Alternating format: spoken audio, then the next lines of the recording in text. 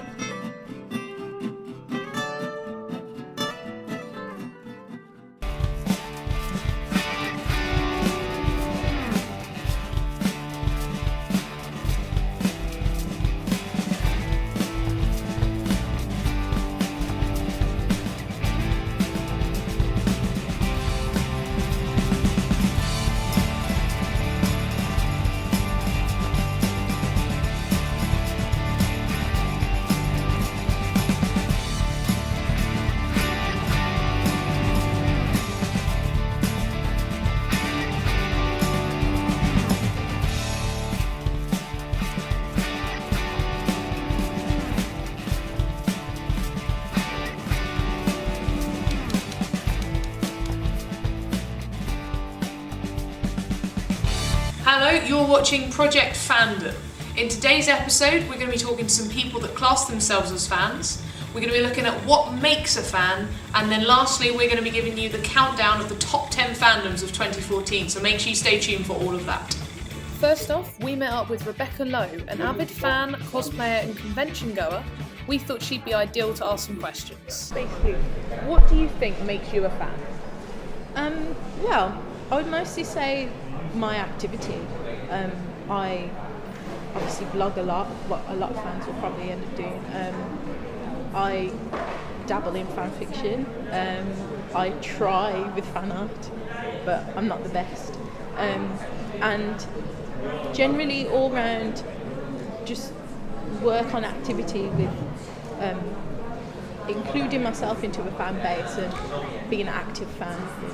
Okay, thank you. What fandoms would you say you're a part of? They tend to change. I usually find myself in one main fandom, something I enjoy a lot, and then other fandoms on the side, and then they sort of rotate. They constantly change.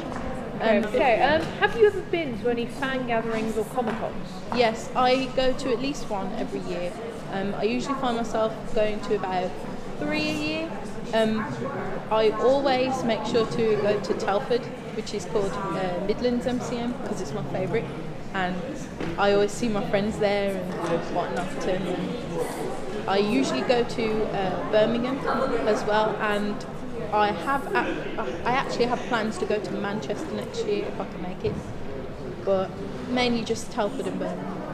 Okay, as you said, you've already been to some.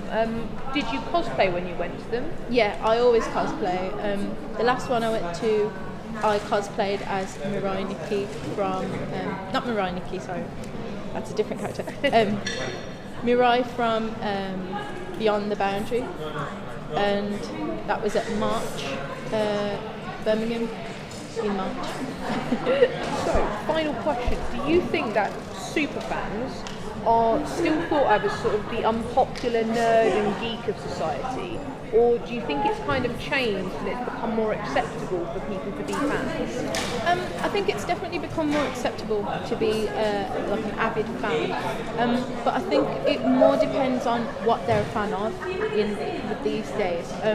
Obviously a lot of things have become more mainstream or at least more exposed to everybody, and it's more acceptable. You know, you have things like Doctor Who and superhero films and all those kind of things that people see more of, and it's more expected. But then you also have smaller things like webcomics where people wouldn't really understand, and it's almost like they've reverted back to how it used to be because they're just not seen as much and that kind of thing. So yeah, I think that changed but the same. basically I think it just depends on what they're a fan of. Okay, and next up we have the top 10 fandoms of 2014. Voted sexiest man of 2014, star of Thor and the Avengers Tom Hiddleston is loved by many and even commands an army. Yes, Loki's army, formed after his betrayal of the god of mischief in 2011, where he was loved more than the hero of the movie Thor. In the 3 years since then, he has only endeared himself further to the public and fangirls everywhere with his wit, good looks and genuinely gentlemanly ways. In at number 9 is The Hunger Games. With Hollywood's favourite lady Jennifer Lawrence leading the cast lineup, it's no surprise The Hunger Games is in our top 10. A stellar cast and a gripping storyline kept us hooked until the end of the first 3 movies, and have only increased our anticipation for the final instalment and the answer to the big question, will Countess choose Petter or Gale? Oh, and if they manage to overthrow the capital Androgen, put a stop to starvation and the annual deaths of children. Money, drama, big hats. Fans of Downton Abbey love it all. With an average of 9.5 million viewers and the highest drama rating of 2013, it's no wonder this period show is number 8 on our fandom list. Oh, and Carson the Butler appeared in Flash Gordon, so he crosses 2 fandoms there. At number 7 is Benedict Cumberbatch. If you're surprised by Benedict Cumberbatch making the list, you probably don't visit Tumblr very often. Cumberbatch is the most in-demand actor at present, appearing in Star Trek, BBC's Sherlock and voicing Smug the Dragon in Peter Jackson's Hobbit adaptation. The man is everywhere and his fanbase is only increasing. I'm just surprised he hasn't made it further up the list.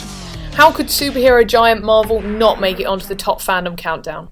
With stars such as Robert Downey Jr., that man doesn't just play Iron Man, he is Iron Man. Samuel L. Jackson, the badass eye patch man, and Bradley Cooper, yeah, he played the raccoon.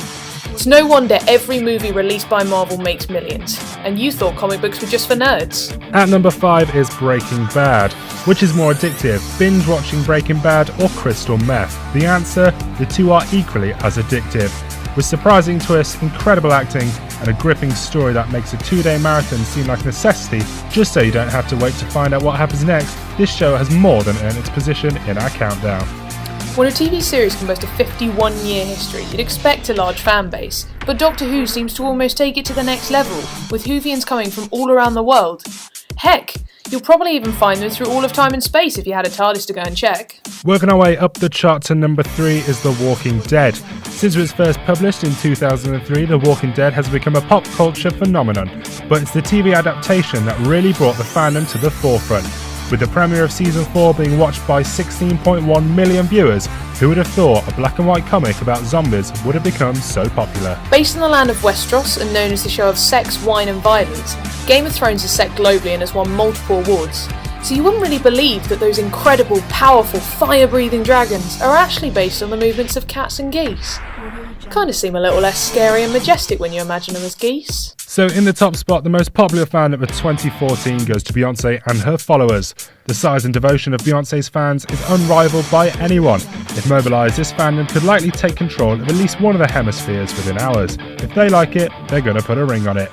Okay, now let's take a break, but there's plenty more when we come back.